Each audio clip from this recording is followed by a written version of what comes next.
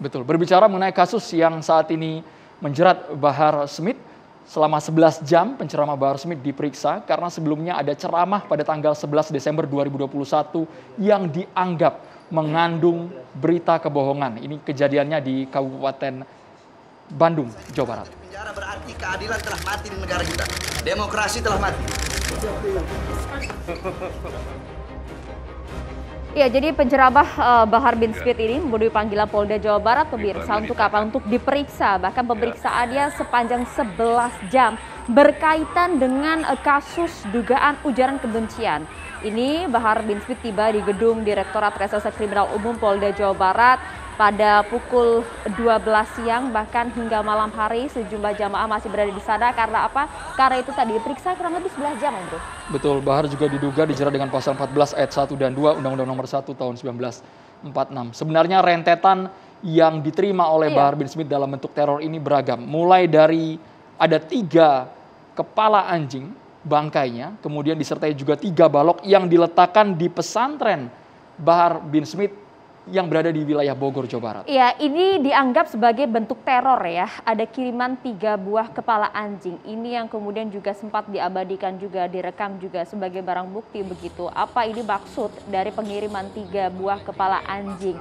Ini bentuk teror atas apa? Itu yang dipertanyakan hingga saat ini. Tapi yang pasti update terbaru adalah saat ini Bahar bin Smith sudah ditetapkan sebagai tersangka dan diamankan oleh pihak kepolisian Polda Jawa Barat. Ada pernyataan yang nanti patut kami konfirmasi kepada kuasa hukum, karena dari kuasa hukum menganggap bahwa sepertinya kok kesannya ada semacam grand design dalam kasus Bahar Smith ini. Agar ini tidak menjadi spekulasi dan supaya jelas juga dipandang publik, kita harus mengkonfirmasi langsung nanti ya, Maria. Iya, karena kemudian dugaannya jangan sampai memang ada dugaan-dugaan kemudian di mana ada masyarakat yang menganggap bahwa jangan sampai ini kemudian ada perpecahan antara ulama maupun pihak aparat TNI maupun Polri. Betul, karena waktu itu ada Danrem 016 Surya Kencana Bogor yang juga mendatangi pondok pesantren Bahar bin Smith. Sempat terjadi percakapan antar keduanya. Nah, ini yang kemudian pertanyaan besar dari masyarakat ya. Oh iya, Bhinneka Tunggal Ika harga mati. Bhinneka Tunggal Ika harga mati. Pancasila harga mati. UUD 45 harga mati.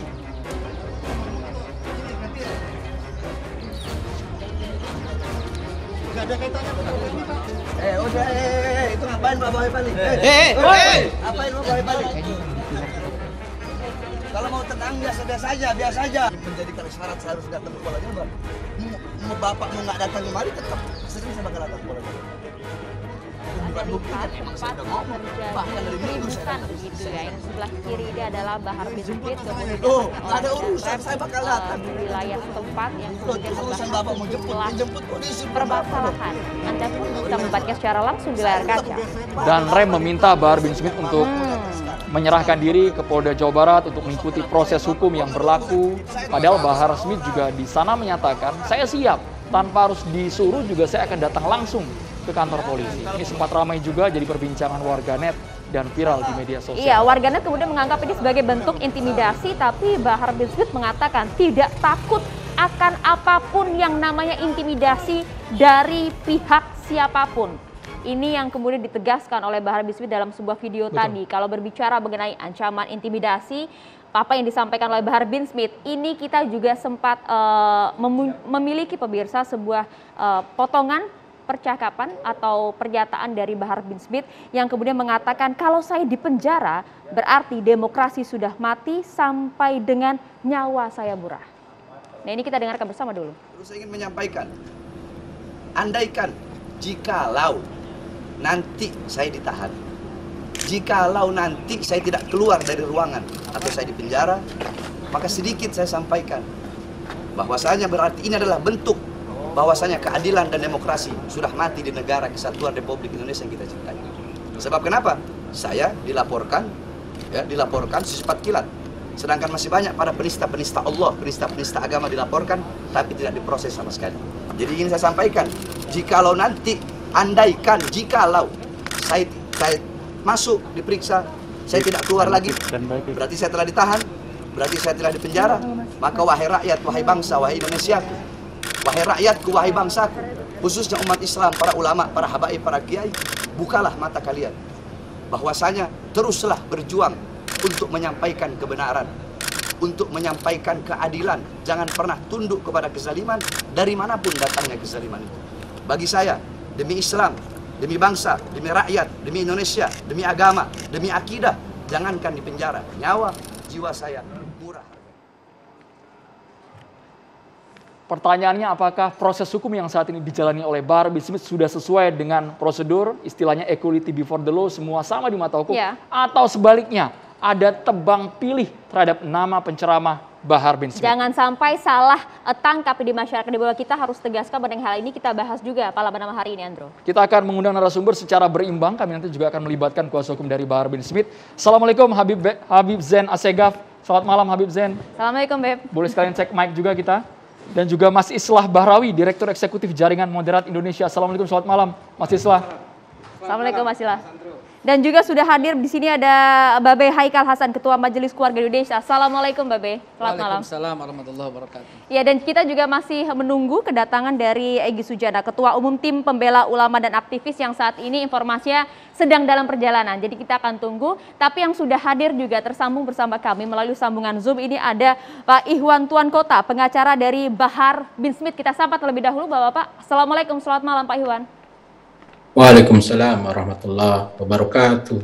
Ya, Pak Ihwan, mungkin langsung saja ya, ini pertanyaan besar publik, bagian mana atau part mana yang kemudian menjadikan seorang Bahar bin Smith ini dijadikan sebagai tersangka dalam kasus dugaan yang sempat dinyatakan oleh pihak kepolisian?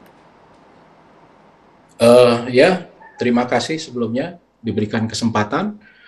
Kami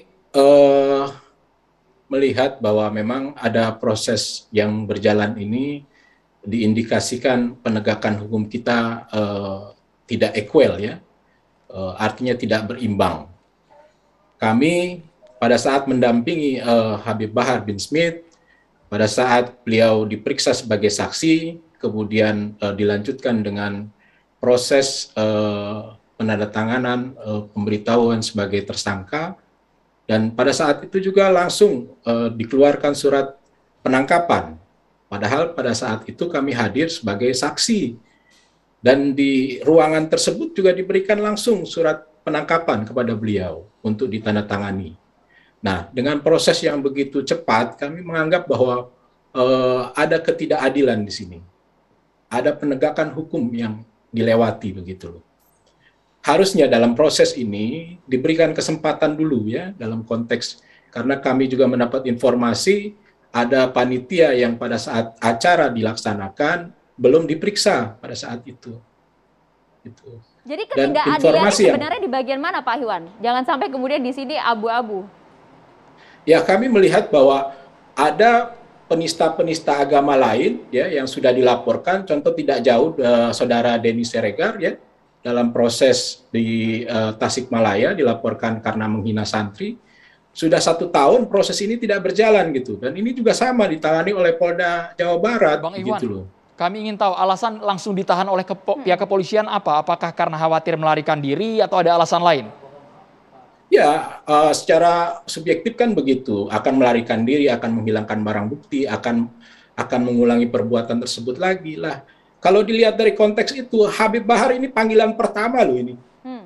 Dia dipanggil dalam kapasitas saksi, begitu loh. Kapasitas saksi dan panggilan pertama. Dan Habib Bahar komitmen, kooperatif, taat hukum. Beliau datang menghadiri panggilan tersebut, gitu loh. Artinya kalau beliau tidak kooperatif selama ini, misalnya panggilan 2 kali dia tidak datang, nah, bisa disampaikan bahwa akan dikhawatirkan melarikan diri. Bahkan mungkin kan tadi sudah ditayangkan berita bahwa sebelum tanggal 3 itu ada rangkaian teror ya, rangkaian teror yang terjadi. Pondok pesantren beliau dilempar dengan kepala anjing ya, bungkusan dalam kepala anjing, kemudian ada danrem yang datang yang Bang Ihwan, kami ingin tahu Bang mengenai substansi ceramah yang dipersoalkan oleh pelapor di Marga Asih Kabupaten Bandung itu, apakah benar sudah ada kabar bohong yang memang tidak sesuai fakta itu masuk dalam kandungan ceramahnya? Yang jelas pada saat pemeriksaan kedua beliau akan dinaikkan statusnya sebagai tersangka pemeriksaan berita acaranya, Habib merasa sudah kelelahan. Jadi substansi permasalahannya sebetulnya kami juga belum memahami secara matang. Karena pada saat pemeriksaan yang dilakukan awal, itu dalam pemeriksaan dia sebagai saksi, belum pada pemeriksaan dia sebagai tersangka. Begitu loh. Dan yang kami sampaikan, kalau informasi yang kami dapat pada pertanyaan-pertanyaan penyidik saat itu, adalah di Marga Asih, di bagian di mana ada disampaikan oleh penyidik, ada ceramah beliau yang mengurai tentang KM50 ya. 6 suhada FPI gugur pada saat itu, dibantai. Dan itulah yang menjadi entry point dari ceramah beliau. Nah, kami juga belum begitu mendalami apa maksud materinya masuk ke sana. Yang jelas apa yang dilakukan Habib adalah menyampaikan fakta. Memang ada pembantaian terhadap 6 laskar. Bahkan Komnas HAM sudah menyampaikan, sudah merilis bahwa ada pelanggaran HAM di sana. Walaupun bukan HAM berat ya, tapi sudah ada pelanggarannya, sudah ada korbannya. Dan proses sekarang juga kita saksikan sendiri di Pengadilan Negeri Jakarta Selatan, sudah ada oknum polisi yang dalam proses ini disidangkan. Walaupun kami menganggap persidangan tersebut adalah persidangan yang dagelan lah ya, yang nggak pas gitu loh. Karena tidak melibatkan saksi-saksi yang kompeten juga dalam persidangan tersebut. Oke, Pak Iwan, jadi kalau memang substansi awalnya masih abu-abu dianggap oleh Anda sebagai pengacara, tapi pasal yang dijerat terhadap ya betul, Habib pasal bagaimana? 14, 15, Undang-Undang Nomor 1 Tahun 1946 tentang menyebar berita bohong ya, yang menimbulkan keonaran. Oke. Itu pasal yang diterapkan juga terhadap Habib Rizik begitu loh. Itu total ancaman hukumannya berapa? 10 tahun. Total Baik, ancaman. jadi dari kuasa hukum dengan ancaman hukuman 10 tahun ini, apakah akan banding atau mengikuti proses hukum seperti apa ini, Bang Iwan? Oh tidak, kalau dalam proses banding kita tidak diberi, dalam proses penyidikan sekarang ini kita kan memang tidak diberi ruang ya. Pada saat BAP juga fungsi kita hanya menjamin klien kita dalam konteks memberikan keterangan secara bebas, tidak boleh ada tekanan, intimidasi atau kekerasan. Kalau proses nantinya sampai bergulir ke pengadilan perkara ini ya, nanti di sana kami akan all out untuk membela kepentingan klien kami begitu. Oke, kami juga butuh informasi juga karena ini yang juga menjadi pembahasan tadi yang juga sempat kami tampilkan. Ada berupa bentuk dugaannya adalah teror, pengiriman 3 buah kepala anjing ke pondok pesantren Bahar bin Smith gitu. Ada tindakan hukum yang akan dilakukan oleh pihak Bahar bin Smith? Sudah. Jadi pasca itu diketahui pada jam 3 pagi pelemparan itu, jam 11 malam kami melaporkan peristiwa itu dan sudah kita laporkan secara tertulis di Polsek Kemang ya, di Polsek Kemang, dan sudah ada olah TKP pagi harinya oleh pihak Polres Cibinong waktu itu. Bang Iwan, kami ingin tahu karena ada pernyataan Anda sebelumnya yang menyebar di media massa bahwa kesannya rentetan sampai dengan proses penahanan ini adalah grand design yang memang menyasar Bahar bin Smith. Sesaat lagi Bang Iwan dijawab, kita harus jeda dulu, hanya di Catatan Demokrasi pemirsa.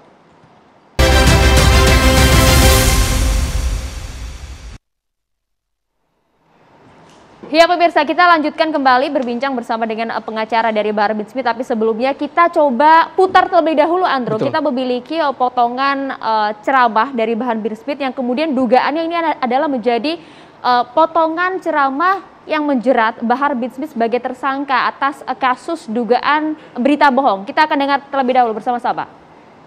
Beliau membuat Maulid Nabi Muhammad, bergembira, bersyukur, bersukacita dengan Maulid Nabi Muhammad SAW, tetapi beliau malah dipenjara, beliau malah ditangkap, saudara-saudara.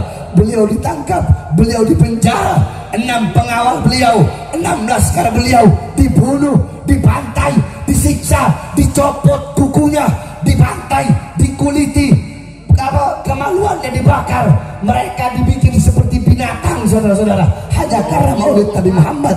Beliau ditangkap, dipenjara, tangan yang mengalir darah suci Nabi Muhammad, tangan beliau diborgol, saudara-saudara. Padahal tangan-tangan kotor para koruptor tidak diborgol. Beliau tangan yang mengalir darah Rasulullah diborgol, dihinakan, dinistakan. Tidak pernah terjadi, hanya terjadi di Indonesia yang negara mayoritas muslim, yang mayoritas Ahlus Sunnah wal Jamaah.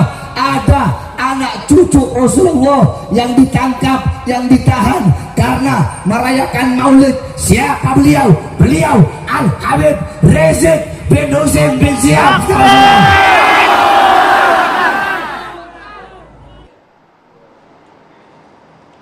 Kami Oke, minta, langsung saja. kepada Kalau Bang begitu Iwan kita ini. coba akan Ini tanya. harus dipertegas juga, Klarifikasi Maria. langsung. Apakah benar ini yang disangkakan kepada Bahar bin Smith yang dianggap menyebarkan berita bohong? Ya, itu di antara video yang disetel oleh penyidik terhadap klien kami pada saat itu. Ditanyakan beberapa hal berkaitan dengan hal-hal tersebut, pernyataannya ya, begitu. Berarti di menit 11.18 hingga 12.58, respon Anda pada saat dijelaskan bagaimana, Pak Iwan? Jadi disampaikan oleh klien kami bahwa apa yang disampaikan itu beliau menyatakan bahwa fakta ya, fakta yang ada, yang sudah saya sampaikan tadi, bahwa ada rilis dari Komnas HAM, bahwa kemudian ada proses yang berjalan, bahwa peristiwa KM50 adalah fakta, begitu loh yang disampaikan oleh beliau. Baik, Bang Iwan, pertanyaan kami tadi sebelumnya mengenai dugaan tudingan Anda bahwa ini adalah grand design mulai dari rentetan, kepala anjing, hingga penahanan ini. Apakah ada satu keterkaitan atau seperti apa, Bang Iwan? Ini datanya harus valid, ini tidak boleh main-main, Pak Iwan. Ya, jadi begini, apa yang rangkaian yang terjadi terhadap Habib Bahar bin Smith, jelas memang ada rangkaiannya. Kami tidak hanya menduga, bahwa menduga apa yang terjadi saat ini adalah bagian dari pembungkaman terhadap Habib Bahar bin Smith, karena beliau mengkritik vokal terhadap peristiwa. Yang perlu kita tarik akar masalahnya adalah pernyataan saudara Dudung tentang bahwa kita berdoa dengan bahasa Indonesia karena Tuhan bukan orang Arab. Kita tarik dari awal peristiwa itu mungkin ya, yang menjadi landasan kenapa kemudian Habib Bahar bin Smith menyuarakan bahwa ada dugaan penistaan agama yang dilakukan oleh saudara Dudung dalam hal ini, sehingga permasalahan ini jadi bergulir ya. Dan kami sampaikan bahwa kami menduga juga memang ada sponsor ya, ada sponsor pembungkaman, baik dari permasalahan Habib Rizik Syihab, dari permasalahan KM50, ada permasalahan kemudian proses persidangan Haji Munarman saat Maksudnya ini. siapa, Bang Iwan? Yang jadi sponsor siapa ini? Ini tudingan cukup keras juga dari Anda.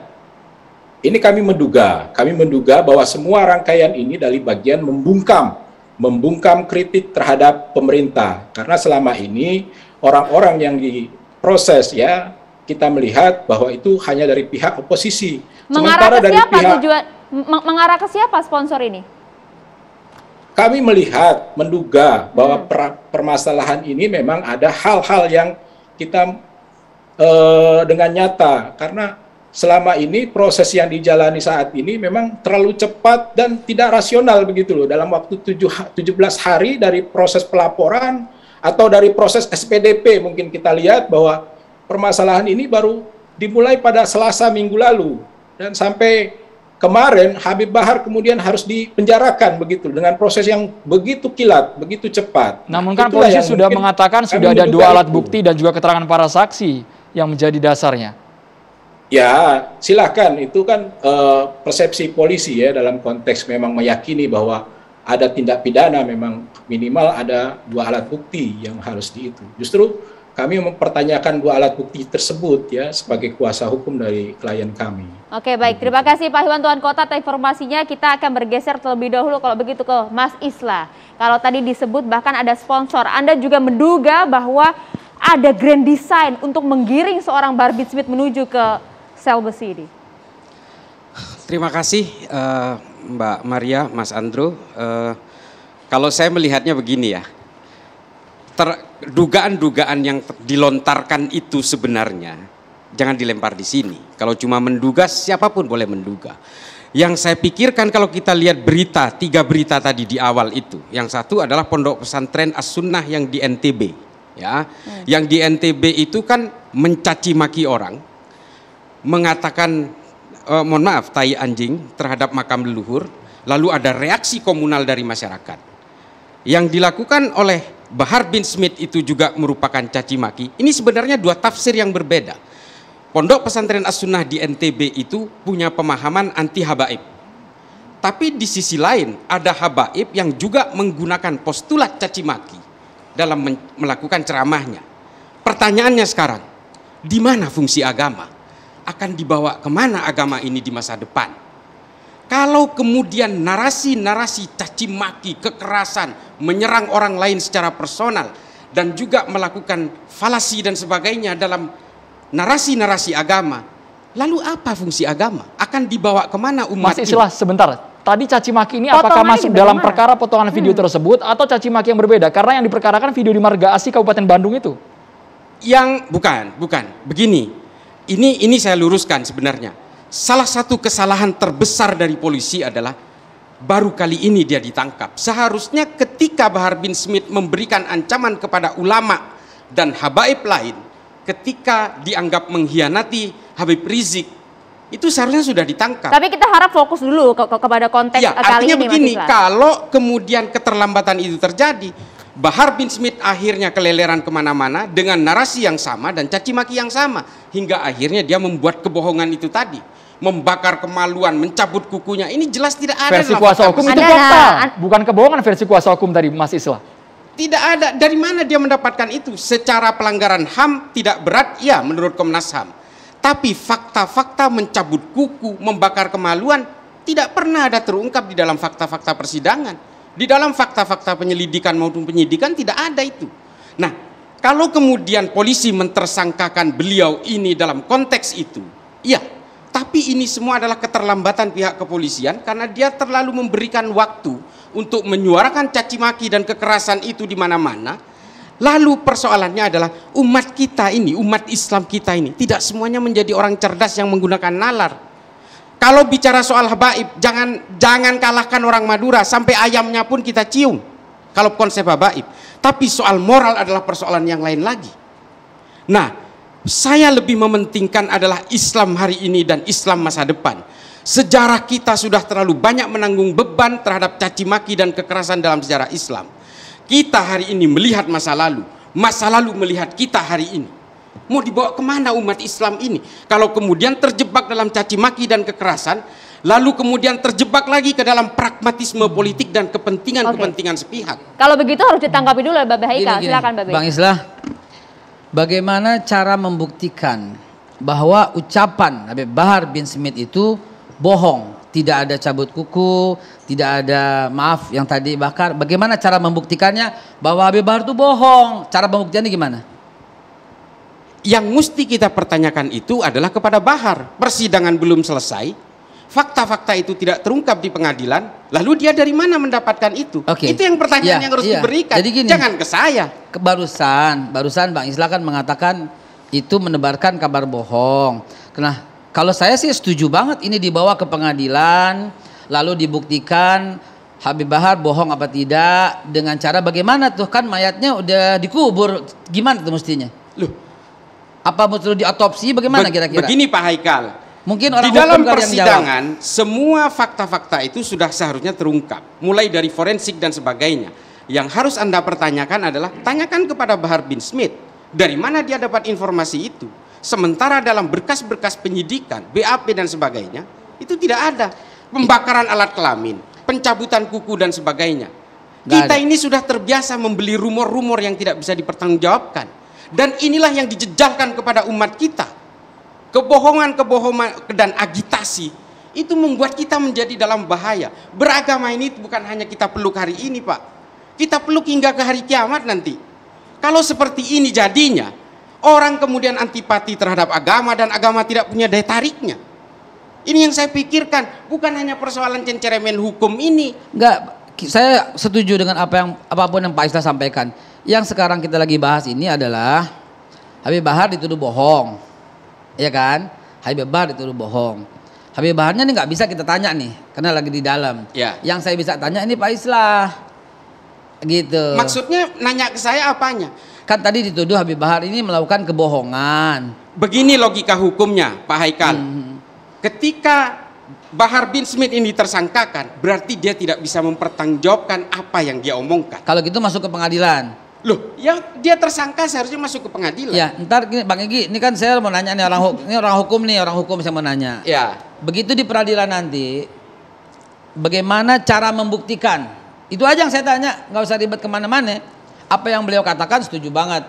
Agama harus menjadi daya tarik yang khusus, jangan ada caci maki lagi. Jangan ada lagi caci maki. Setuju, cakep. Nah sekarang yang saya tanya ini bukan itu kita sepakat. Itu kita sepakat. Yang kita mau nanya nih, Habib Bahar itu bohong.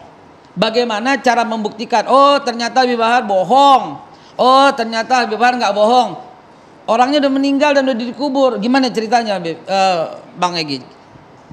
Hostnya ente apa ini susah juga. Baik, kita tunggu. Bang Egy, kita kasih waktu yang agak panjang Bang Egy untuk menjelaskan bagaimana pembuktiannya. Apakah ini bohong atau sesuai dengan fakta? Sesaat lagi Bang Egy. Kita harus jeda dulu hanya di catatan demokrasi pemirsa.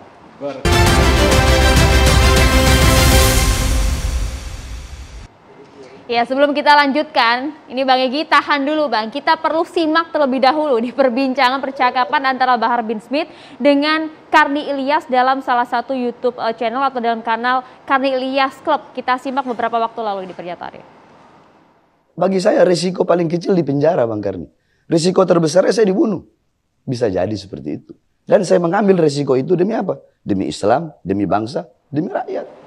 Ini video sebelum Bahar Smith ditahan pekan lalu diambil oleh Karni Ilyas di KIC. Bang Egy, tadi pertanyaan dari Babe juga, bagaimana pembuktiannya bahwa ini memang sesuai fakta atau malah sebaliknya mengenai penganiayaan kemudian membakar, mohon maaf, kemaluan itu adalah bohong? Bisa dibuktikan? Ya, saya berangkat dari postulat sebagaimana Adinda. Ini salah satu kader tercerdas dari HIB. Saudara Islah Adinda. Postulat saya, konstruk berpikir saya berdasarkan Al-Quran. Tapi dengan pendekatan objektif, sistematis, toleran, jujur, benar, adil. Aus jubedil, Egy Sujana teori. Nah, gitu. Surat An-Nisa ayat 135. Wahai orang-orang yang beriman, jadilah kamu penegak keadilan, menjadi saksi karena Allah, walaupun terhadap dirimu sendiri atau terhadap ibu, bapak, dan kaum kerabatmu. Jika dia terdakwa, kayak Bahar ini misalnya, kaya ataupun miskin, maka Allah lebih tahu kemaslahatannya, kebaikannya. Maka janganlah kamu mengikuti hawa nafsu karena ingin menyimpang dari kebenaran. Dan jika kamu memutarbalikkan kata-kata atau enggan menjadi saksi, maka ketahuilah Allah Maha mengetahui terhadap segala apa yang kamu kerjakan. Dari logika berpikir Quran, objektif Osjubudil tadi dikaitkan dengan fungsi agama yang Adinda persoalkan tadi ya. Di mana fungsi agama? Ini. Ayat ini udah 1443 tahun lalu, tapi masih aktual hingga hari ini. Nggak mungkin kalau bukan wahyu, gitu loh. Satu logika yang harus dibawa. Jadi bukan logika absurd. Nah, poin pentingnya dalam konteks ini, tadi pertanyaan brother Haikal yang dimuliakan Allah, Masya Allah. Ya. Itu gimana cara membuktikannya? Sebenarnya gampang. Pidana itu berdasarkan azas legalitas, ya, pasal 1 ayat 1 itu KUHP, orang itu tidak bisa dipidana bila tidak ada hukum yang mengaturnya, gitu loh, nggak bisa. Maka dalam perspektif itu, bagaimana supaya bisa dibuktikan? Nah, pertama harus ada rekonstruksi. Nah, pertanyaan seriusnya, secara tata krama dalam konteks pidana, dalam kasus KM50 ini ada rekonstruksi nggak? Gitu, nggak ada sepengetahuan saya. Kedua, TKP, kenapa hilang? Hilang itu, udah hilang lah. Ada, Bang? Olah Ya, TKP ada, tapi udah nggak Bang ada. Egy. Jadi udah kan kita juga punya apa namanya itu apa ID Mulia itu yang dari FFN yang sudah membuat penelitian Nggak dalam bisa, pengertian. ada rekonstruksi. Jangan membuat Enggak, interpretasi dalam sendiri, Bang. pengertian, ini pertanyaan saya, kalau ada ya bagus. Jadi jangan dipersoalkan itunya. Tapi rangkaian cerita ini, kan dia nanya bagaimana cara membuktikan. Saya jawab secara ilmu hukum. Gitu brother. Oke, jadi yang kedua, Setelah rekonstruksi mesti diperdalam dengan gelar perkara. Harus jelas gelar perkaranya. Nggak boleh, itu peraturan Kapolri nomor 6 sekarang, dulu nomor 14 tahun 2012, sekarang nomor 6 tahun 2019. Peraturan Kapolri harus ada gelar perkara. Pertanyaan seriusnya, ada nggak itu? Gitu loh bro. Ada. Kalau ada, dari keluarga korban dan dari lawyernya yang jadi lawyer dalam konteks itu diundang nggak? Kan harus komprehensif. Nggak bisa gelar perkara internal saja, ini peristiwa besar. Ada 6 nyawa orang meninggal. Di Quran, Al-Maidah ayat 32, 1 orang aja dibunuh tanpa cara-cara yang benar, itu sama juga membunuh seluruh manusia. Al-Maidah ayat 32. Nggak pakai logika saya, pakai Quran. Ya. Sebaliknya kalau kamu memelihara 1 orang sama dengan memelihara seluruh manusia. Quran, ya. Ini Habib pasti ngerti juga.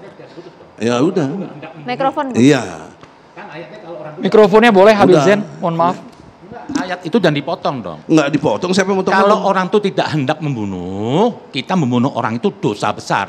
Tapi kalau orang itu mbak pistol bunuh, ya harus ditembak duluan dong. Nggak ada begitu. Loh, Anda motong ayat dong. Jangan debat gitulah. Baca Al-Maidah 32. Kalau orang itu tidak hendak membunuh, yang benar itu nanti dibacakan saya tadi. Bukan, dengar dulu. Kalau orang itu tidak hendak membunuh, dibunuh sama aja membunuh seluruh manusia. Tapi kalau orang itu membunuh, ya ditembak dong. Nggak ada kata hendak tuh. Baca dong ayatnya, jangan dipotong Oke, dong. Kita buktikan ya. Iya. Bentar. Kalau orang itu tidak hendak membunuh. Kalau saya keliru, saya ralat. Iya. Tapi kalau ente yang keliru, saya ralat juga. Iya. Jangan soal. Iyalah. Oke. Nah, kita itu relax. Ya. Iya, ini Nggak saya benar kira nih. saya pikir nih Nggak kita benar. tidak membahas soal Enggak, KM pembicaranya kayak 50 pengajian nih. sebenarnya. Akhirnya enggak ke konteksnya. Nggak ada urusan, bukan Kita pengajian. bukan membedah ayatnya, Ini cara Bapak-bapak, mohon membuktikan. maaf. Kita kembali ke konteks kan kalau Ini hak saya bicara, saya bicara aja Pak. Ini Boleh. catatan demokrasi. Mbak Egy, boleh. Kok Silakan, protes-protes? silakan. Ayat 32. Oleh karena itu, kami tetapkan satu hukum bagi Bani Israel bahwa barang siapa membunuh seseorang, nggak ada hendak. Loh iya, barang siapa terus apa? Ya oke, barang siapa yang membunuh seseorang bukan karena orang itu membunuh, Bukan membunuh. Bukan penjahat kok. Diam Mikrofonnya dulu. bisa digunakan? Kan di situ dibilang bukan hendak membunuh. Nggak ada kata hendak. Ya, membunuh itu apa? Dengar nih, baik-baik saya ulangi ya. Saya kira ini Bukan tidak karena orang konstruktif, itu Mas. membunuh. Kembalikan saja ke pokok permasalahan, udah, Bang. jadi Nggak itu. usah ngebahas tafsir-tafsir. Berarti kagak ada hendak, lu ngarang-ngarang aja lu. Oke. Kalau kembali ke konteks Ini bagaimana saya baca bagaimana pembuktiannya? Sudahlah, Bang. Udah Jadi selesai, udah oke. Baik. Makanya lu jangan ganggu lu. Kita kembali ke proses hukumnya, Bapak-bapak. Kalau penafsiran ayatnya nanti. Iya, saya tidak nafsirin, saya baca letter lah. Silakan. Letter lah. Silakan. Nah, poin pentingnya saya sudah jawab yang pertanyaan Adinda, Anda senior apa enggak? Jadi poin pentingnya itu saya sudah jawab dengan konstruksi ya, dengan rekonstruksi, dengan gelar perkara dan dengan nanti di persidangan. Nah, persoalan seriusnya katanya Adinda ini nggak ada tuh cabut kuku, nggak ada. Itu kan harus dibuktikan dengan fakta. Jangan lagi dibalikin tanya tuh si baharnya, jangan begitu dong logikanya. Mestinya tanya di fakta, tanya di keluarga korban paling tidak, apalagi yang memandikan mayat itu. Pertanyaan saya sama Andina, ada nggak yang memandikan itu bercerita tentang itu? Coba jawab. Silakan Bebe. Kebetulan saya bertemu dengan keluarga korban. Dalam rangka pada waktu itu ada yang mau menitipkan hadiah dan keluarga korban bercerita. Nah, saya bilang ceritanya ntar di pengadilan. Bahwa salah seorang keluarga korban waktu memandikan korban, ya, waktu memandikan keluarga korban menyaksikan yang memandikan jenazah. Melihat 1 atau 2, saya jumlahnya bukan 6-6-nya, kuku-kukunya sudah tercabut. Pertanyaannya, apakah dicabut secara paksa atau tercabut secara tidak terpaksa, tidak dipaksa? Enggak, Pak Haikal meyakini cerita itu. Oh iya. Saya nggak yakin. Saya bertanya, Ya, artinya tidak Ada meyakini, bukti di sana, Babe? tidak meyakini cerita itu. Saya tidak yakin, saya tidak tahu benar Ya udah, atau selesai. salah. Selesai. Bukan begitu. Kita tanya gimana? dulu, ada buktinya tidak? Bukan Ada bentuk begitu. bukti, foto, Bukan. videonya Oke. mungkin, Kalau Babe? umpamanya nggak yakin, apalah saya? Ya berarti dongeng kalau nggak yakin. Bukan Pak, bukan. Saya bukan penentu. Nanti dalam persidangan berikutnya ini lanjutkan.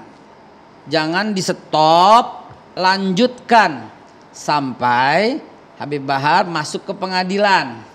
Lalu cara membuktikan apakah Habib Bahar bohong atau tidak, hadirkan keluarga. Lalu membuktikannya apakah keluarga bohong atau tidak, mayatnya diotopsi, barangkali begitu dalam catatan hukum. Nah, logika ini membangun hukumnya adalah konsep terbalik dari Adinda punya pikiran. Masa ukurannya diyakin? Apa urusannya yakin? Lagi pula saya. Jadi urusannya fakta. Gini Bang, Dengar sebentar. Kalau berbicara soal ini waktu hukum. saya bicara, nanti selesai baru Anda tanggapi. Abang juga nyerobot juga Enggak, tadi. ini memang Kita berikan waktunya dulu saya. kesempatan. Baik, bergiliran Bapak-bapak kita coba untuk Jadi, adil pembagian durasi ukurannya bukan berbicaranya. yakin.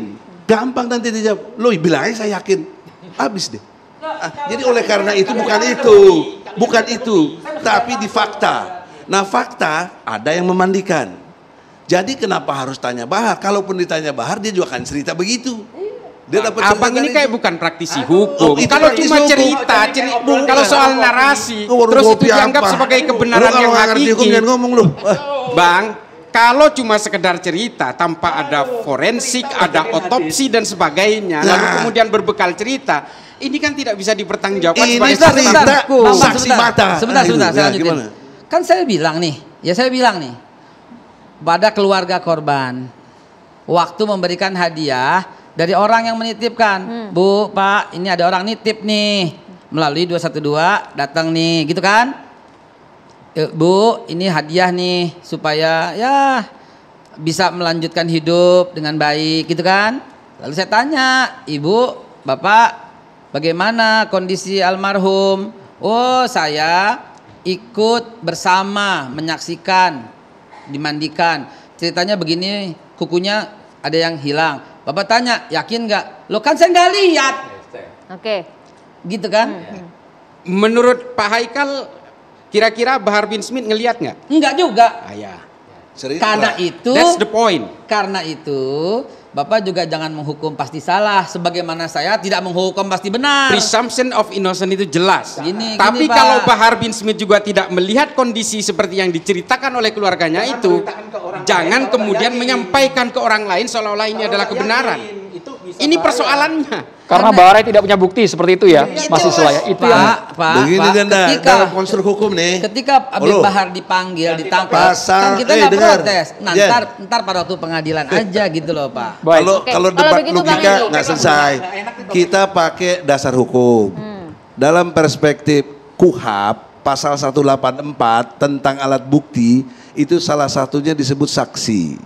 Itu alat bukti. Saksi itu apa? Enggak cuma mata. Apa yang kau dengar? Apa yang kau lihat? Apa yang kau dengar? Apa yang kau ketahui? Itu kategori saksi. Jadi dia bersaksi dengan pendengarannya. Alat bukti yang satu lagi, Apa tuh? lu kan harus ada dua alat bukti. Ya Satu alat bukti saksi. dosanya dokumen bisa, peristiwa itu bisa, itu alat bukti juga. Jadi oleh karena itu jangan nggak dihargai pendengarannya, namanya informasi. Oh jelas. Bang Egy. Ya sudah jangan terus Jelas kalau karena itu. itu soal yakin nggak yakin nggak ada. Ini Cuma nggak punya masalahnya ilmu. adalah gini Bang, jangan-jangan Ya. apa yang diterima oleh Habib Bahar bin Smith ini sama juga dengan yang diterima oleh Babe Haikal. Nah Ini itu nanti masalahnya. kan kalau masalah ini kan harus dibuktikan di persidangan. Ya, Tapi kalau begini, logika Bang itu Egy. dipakai di DAEK, saya tanya, kenapa Anda yakin sekali tidak ada? Anda tahu dari mana informasi yang tidak ada? Itu perlu dijawab mahasiswa, kita harus jeda hanya sesaat lagi di Catatan jangan Demokrasi itu. pemirsa, kita akan segera kembali. Kita kembali ke topik Bapak menjawab tadi bagaimana pembuktiannya, itu nanti di proses persidangan. Lalu pertanyaannya, Bang Egy juga bisa menanggapi, kenapa langsung ditahan dengan proses yang dianggap kilat oleh kuasa hukum, hanya 17 hari Habib Bahar langsung ditahan. Bang Egy. Ya, memang dari sisi pendekatan hukum, ini hak subjektif polisi. Jadi namanya subjektif kan lawannya objektif ya. Kita nggak bisa persoalkan itu karena itu subjektif polisi ya begitu. Biasanya alasan melarikan diri kalau tidak menghilangkan barang bukti. Ya sudah, undang-undang memberikan kewenangan polisi itu hak subjektif. Nah saya sebagai lawyer dibebani untuk objektif. Nah, misalnya tadi kaitan dengan Adinda Islah, mana ada cabut kuku dan sebagainya. Ada, ini videonya ada tadi. Itu alat bukti juga. Harusnya dengan adanya alat bukti ini nggak ada tuduhan hoak, nggak ada tuduhan menyebarkan informasi bohong. Cuma mau nggak ini? Coba TV One tayangkan dong video-video yang ada coba. Gitu. Kalau mengenai hal itu kan nanti kita di persidangan beda ya, hal. Oke. Tapi itu maksudnya sudah menjawab pertanyaan ada apa tidak ada. Clear toh? Harusnya nggak ada. Ada kemungkinan untuk melarikan diri misalnya kemudian subjektivitas ini dimunculkan? Karena sejarahnya Habib Bahar itu pernah di penjara dan dia kooperatif. Dia diundang ke Bandung, dia datang. Dia gentle orang itu. Itu saya salut dari segitu. Nggak ada yang berani untuk begitu, relatif ya. Oke. Nah oleh karena itu nggak ada alasan untuk bagaimana larikan. Enggak, dia gentle, dia ada videonya. Bahwa saya sebagai warga negara Indonesia yang baik berani menghadapi proses hukum ya Pak. Subjektif itu tadi. Kalau begitu kita berikan kesempatan dulu Habib Zain. Ya kan saya udah bilang hak subjektif ini mau gimana? Kita berikan dulu saya kesempatan. Saya nggak mempersoalkan itu, brother. Siap. Oke, saya nggak mau masuk masalah hukum ini, udah capek lah. Jadi biar nanti pengadilan lah yang lebih tahu. Cuma saya ingin berbicara satu. Saya ingin memperkenalkan diri lah. Saya ini bergerak di sini melawan kelompok-kelompok radikal nih yang dikomando oleh gerombolan Bahar dan Rizik. Itu bukan orang baru. Semenjak berdiri EPI itu saya sudah ngelawan. Boleh tanyakan sama orang. Saya diancam sana kemari.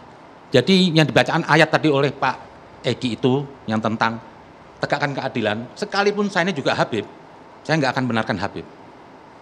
Itu saya punya sikap. Saya diteror macam-macam. Bagi saya itu, Rizik itu bukan Islami. Dan dia menghina Nabi. Kita kembali ke konteks boleh? Entar dulu, saya mau bicara konteksnya. Nanti kembali ke konteks itu. Jadi gerakan ini gerakan bukan Islami. Lah diturunkan oleh Bahar ini.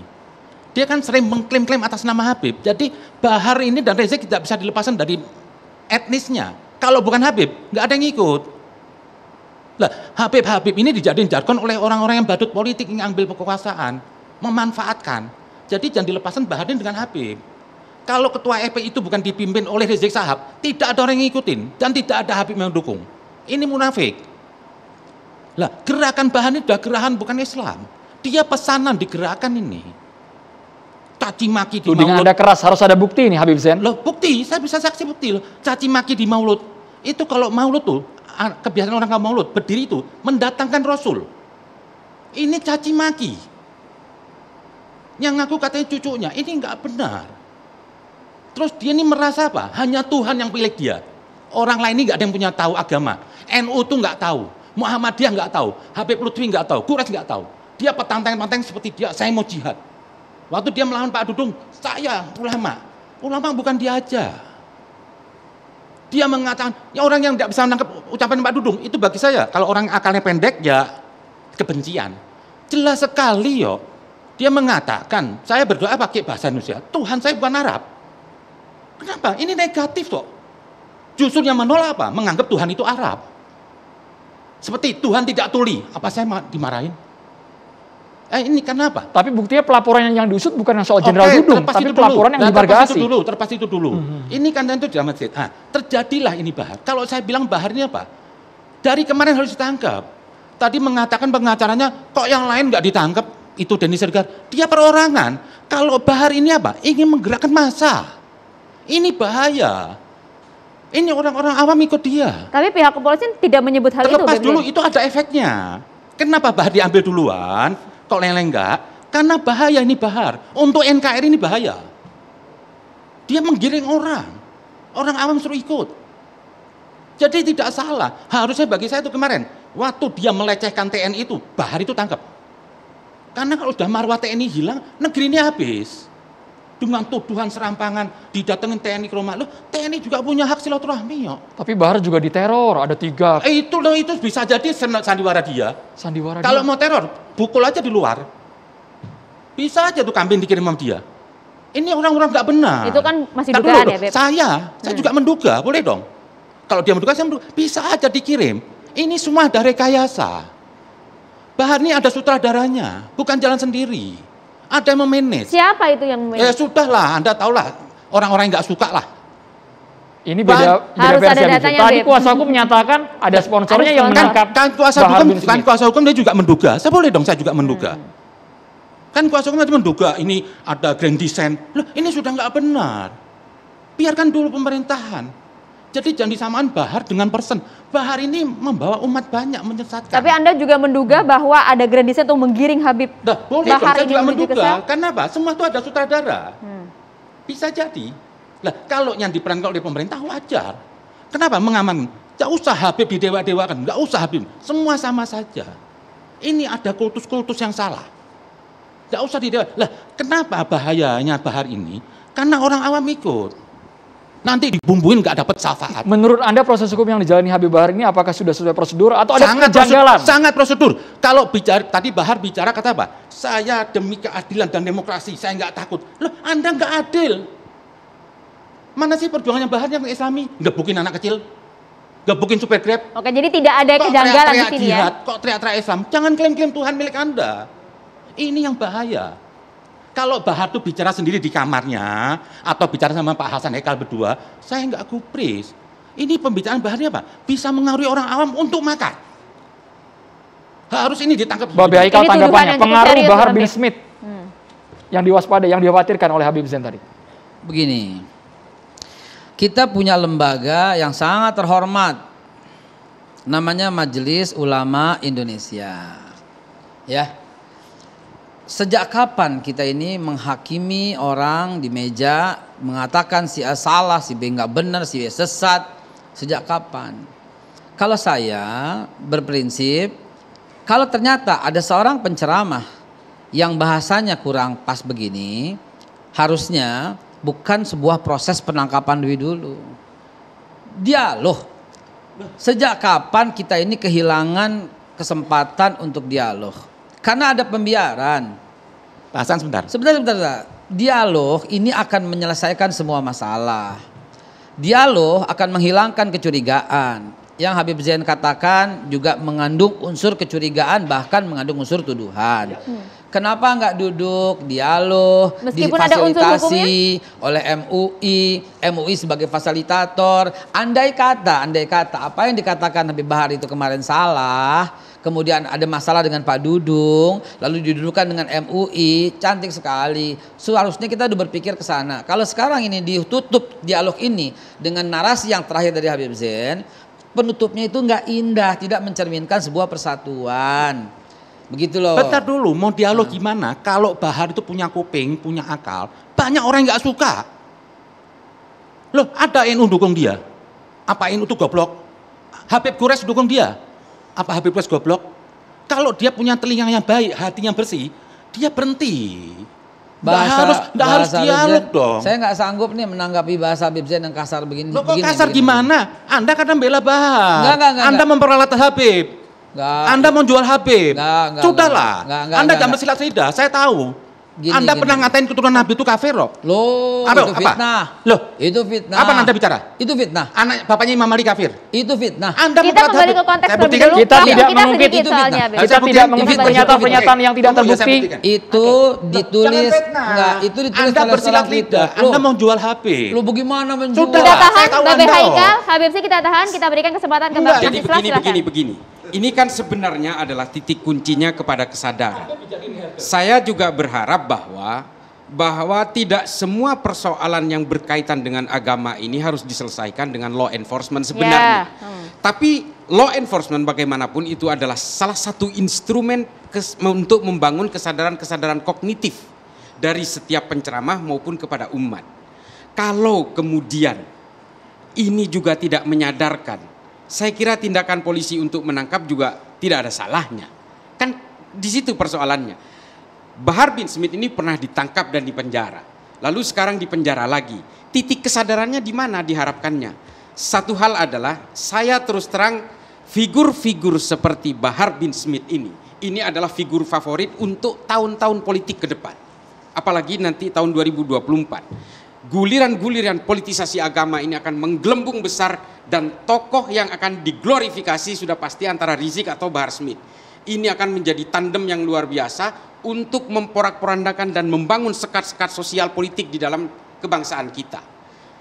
Apakah kemudian law enforcement ini menjadi suatu penyelesaian yang baku untuk menghindari agitasi-agitasi politik? Saya sangat setuju kalau kemudian nanti polisi akan melakukan restoratif justice misalnya. Saya lebih setuju untuk melakukan itu. Untuk apa? Supaya guliran-guliran caci maki kebencian ini berbasis agama ini tidak terjadi. Kalau berbicara atas nama agama, Abdurrahman bin Muljam yang memenggal leher Sayyidina Ali yang memenggal itu sampai dibakar hidup-hidup tetap tidak mengakui kesalahannya. Sampai dia mati tidak mau mengakui kesalahannya karena dia menganggap ini membela agama. Ini literaturnya komplit soal ini. Nah, kalau kita ingin mengharap kesadaran dari Bahar bin Smith dengan dipenjara, saya kira juga tidak akan menyelesaikan permasalahan. Tapi kenapa mahasiswa mengaitkan dengan politik? Kesannya kayak ini dipolitisasi kasusnya mahasiswa. Jangan sampai ini jadi pecah belah di bawah, hati-hati. Sepanjang sejarah, kekerasan dan caci maki atau kebencian dalam agama itu ketika bersentuhan dengan politik. Karena apa? Karena setiap kejahatan yang menggunakan narasi agama itu akan selalu terlihat terhormat. Kita lihat sesama agama Islam membunuh Sayyidina Utsman, membunuh Sayyidina Ali, membunuh Sayyidina Husain, membunuh Sayyidina Hasan, dan pembunuhan-pembunuhan sesama orang Islam, perang Jamal, perang Siffin, perang Ghurrah, perang Zab. Ini semua apa? Ketika bersentuhan dengan politik. Dengan politik membuat orang seperti orang mabuk. Dengan politik orang kemudian membuat jadi gila dan keluar dari postulat agama. Ini yang harus dibangun. Jadi intinya Anda melihat Bahar ditangkap supaya ada efek jerah, tidak lagi figur seperti Bahar. Seharusnya narasi-narasi kebencian seperti yang dilakukan oleh Bahar dan Rizik Syihab ini seharusnya itu timbul dari kesadaran mereka. Bahwa kalau agama ini dibangun dengan cara begitu, pada akhirnya orang tidak tertarik kepada agama, bos. Begini ya, begini. Sekali lagi. Singkat, Babe. Sekali lagi. Sampai kapan kita begini? Itu pertanyaan saya, ya. Sampai kapan kita begini? Sepantasnya nggak ada komporin, ya. Sepantasnya mulai ke depan ini, ya, lakukanlah semua dialog. Kalau itu dirasa salah, panggil, dialogin, ajak ngobrol, dan mohon jadikanlah MUI, Majelis Ulama Indonesia, sebagai pionir, sebagai fasilitator. Kalau ternyata awalnya dari ucapan Pak Dudung yang dianggap salah, ngobrol baik-baik di Majelis Ulama Indonesia, pasti nggak akan ada kejadian kayak begini. Oke, kalau begitu kita minta respon dulu, Gitu Bang loh. Egy Sujana. Jadi, apakah memang damai, semua hal ini tenang, harus tertib ke digiring depan. menuju ke Ahlus meja Sunnah hijau? wal Jamaah. Babe, kita berikan kesempatan untuk Bang Egy. Ya, terima kasih. Kalau berpikir kita yang sudah saya ucapkan secara ausjubedil, betul-betul objektif ya, itu harus dilihat dalam konteks fungsi agama. Saya memahaminya dari surat Al-Baqarah ayat 216, amanu, hajaru, jahadu. Ini tiga kesatuan yang nggak bisa pisah. Keimanan itu harus dibuktikan dalam bentuk perubahan nilai menjadi hijrah. Hijrah nggak bakal tercapai kalau tidak ditopang oleh suasana jihad.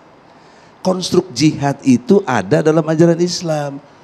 Sementara kalau diikutin dataran berpikir Habib Kribo ini ya nggak ada jihad-jihad lah, damai-damai aja dan lain sebagainya. Nah, Kedamaian kan juga jihad, Bang. Jihad. Tapi menciptakan kedamaian itu adalah bagian dari kan jihad. Ahli filsafat ngerti. Saya hormat teman-teman. Bagaimana kok muncul kata damai kalau belum perang? Loh, ini saya sedang jihad ini. Perang dulu baru damai. Jihad tuh nggak harus pedang dong. Kapan Waduh. damai itu? Kok nggak level lah? Kok ilmunya Loh, Anda juga nggak level. Jangan sok-sok Anda merasa Islam. Nggak ada. Bergiliran Bapak, Nah, bergiliran. kita ini bicara nih diam, jihad. kita ngomong. Baik, Bang Egy, Mau boleh ngerti singkat? etika kok. Jadi oleh karena itu kita mau pakai konstruk damai tapi nggak pernah perang, ya nggak mungkin. Mesti perang dulu. Itulah konstruk jihad. Maksudnya perang pakai senjata? Ya nggak ada urusan, itu diam aja lah. Oleh karena itu konteks tadi amanu hajaru jahadu itu satu paket yang nggak bisa pisah. Itu kalau bicara fungsi agama. Nah sekarang Kalian menentang itu saya ngerti dengan segala hal-hal yang berkait dengan itu untuk lebih menjaga Indonesia ini. Setuju saya.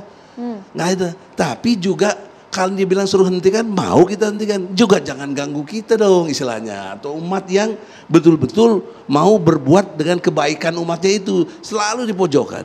Kan bilang dia memisahkan antara kelompok dengan perorangan seperti Ade Armando, si Denny Siregar. Narasi dipojokkan ini bukan saya begitu tidak dong. setuju. Hukum itu pasal 27 ayat 1 berkesamaan. Loh, siapa dalam yang pemerintahan memojokkan gitu. loh? Siapa? Mereka sudah dilaporkan Loh, berapa? apa Tidak dipidana. Tidak salah. Tidak diproses. Lo tidak salah kok harus diproses.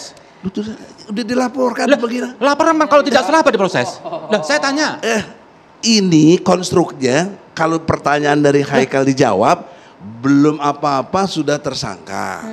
Belum dialog, belum segala macam lah, ada proses dan lain sebagainya Pemanggilan lah. pertama. Pelaporan Nah, ini sudah dilaporkan. Loh, tidak salah. Bertahun-tahun tidak diproses. Emang tidak salah kok diproses. Nah, egaliter hukumnya di mana? Bukan. Diskriminatifnya Kok terjadi. diskriminasi? Kalau salah diproses, kalau nggak salah masa diproses? Kau ngerti hukum nggak? Loh, apa setiap laporan harus diproses? Saya mau tanya. Nah, kalau bicara hukum harus. Karena itulah Biarpun pelayanan. nggak salah. Kau tahu Loh, fungsi biarpun polisi. nggak salah. Fungsi polisi Loh. dengan triberatanya apa? Satu apa? Nggak tahu, lu nggak punya ilmunya kau. Jangan belagu kau. Nggak Begini. tahu. Tolong dijaga Polisi itu diksi-diksinya, mengayomi, Bapak-Bapak. melayani rakyat. Gini, please. Nggak boleh kau. Secara nggak ngerti beretika hukum itu. Bapak-Bapak, mohon maaf masih Jadi oleh singkat karena saja. itu saya ini reaksi karena belagunya ini orang ini gitu loh. Iya dong. Kalau saya ngomong kan Mohon kita tebak-tebakan di terus. sini berdialog Mohon maaf, dengan Bang etika. Edi. Waktu kau ngomong Diksi-diksinya aku mohon diam. dijaga, Bang. Ya memang santai. Karena kau yang bikin nggak santai. Nah, ya sudah kalau santai lu jangan ngomong, diam. Nah.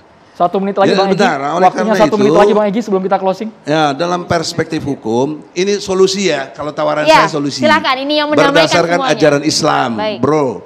Saya sayang dengan teman-teman saya polisi.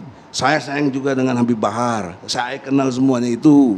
Ya, maka konstruknya itu harus jujur dalam perspektif Islam. Islam mengajarkan ada kisos, ada pembunuhan, mesti dibunuh lagi. Dengar dulu sebentar, brother. Jangan salah sangka dulu cara berpikir saya. Nah, ada kisos tidak boleh jalan atau tidak perlu dijalankan kalau ada pemaafan dari keluarga. Jika ada. Nah, persoalannya mau nggak dialog untuk itu? Kalau mau, bayar diat. Ini abang menggiring seolah-olah kita ini menggunakan hukum Islam. Bukan menggunakan Ini Islam. kita menggunakan KUHP, undang-undang Itu tadi secara ITE, hukum undang-undang gitu, terorisme. Saya kira Jangan begitu, brother. Enggak, jangan ini menggiring. hukum positif, dasar negara kita ini Tuhan, pasal 29 ayat 1. UUD 45. Saya justru lebih Tuhan sepakat. yang dimaksud adalah Allah. Allah itu punya hukum, namanya hukum Islam. Saya ini Jadi kalau- ini berlaku secara hukum positif. Saya Kenapa ini enggak? kalau lihat Islamnya Pak Egy ini horor, serem. Ngomong lagi. enggak. Tenang, Mungkin yang tenang. dimaksud adalah Cerita dengan di restoratif Bapak, Bapak, justice tenang. misalnya. Mohon Kita maaf. tahan terlebih dahulu Kita harus catatan jeda. demokrasi. Catatan Ini kan demokrasi. saya nawarin solusi untuk Pemirsa kita kebaikan. akan segera kembali sesaat lagi pemirsa, tetaplah bersama kami.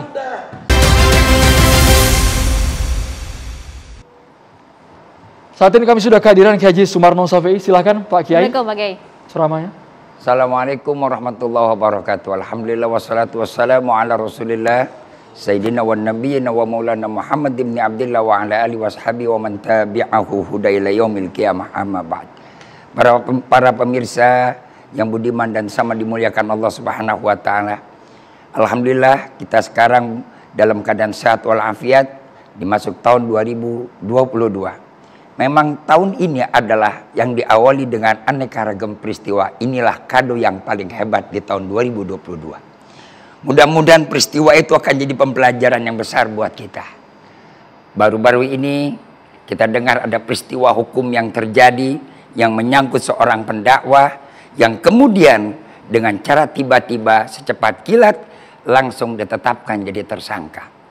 Itu adalah hak penegak hukum. Dan itu adalah bagian wilayah hukum.